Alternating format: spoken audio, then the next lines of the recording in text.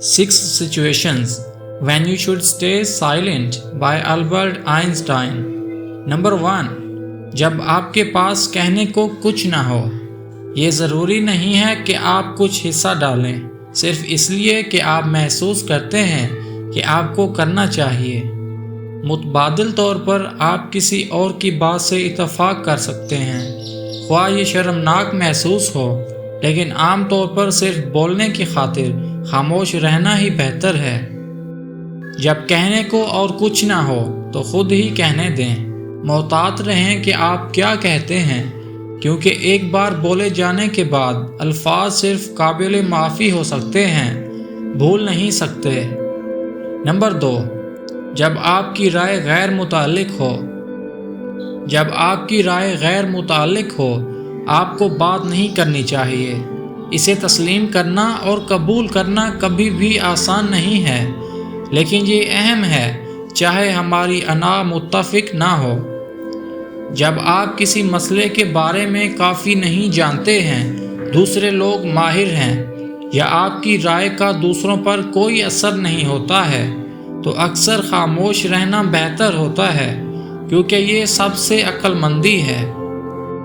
खामोशी किसी ऐसे शख्स का बेहतरीन जवाब है जो आपके रिमार्क्स की तारीफ नहीं करता।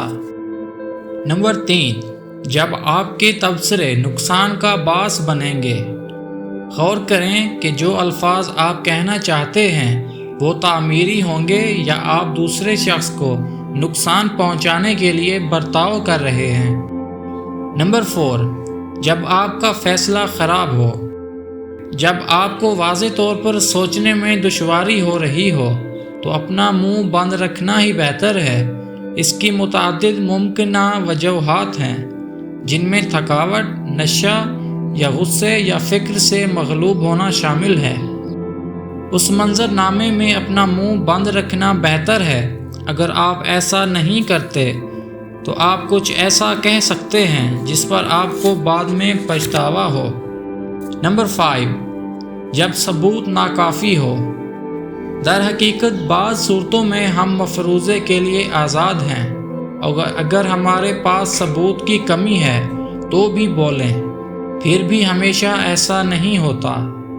किसी ऐसी चीज़ पर गौर करते वक़्त जो यकीनी तौर पर किसी दूसरे शख्स पर नुमायाँ असर डालेगी, जैसे उसकी जिस्मानी और ज़हनी तंदुरुस्ती, हमें गैर मुसद्दिक़ा मालूमात फ़राहम नहीं करनी चाहिए। नंबर 6, जब बात ना करने की हिदायत की जाए।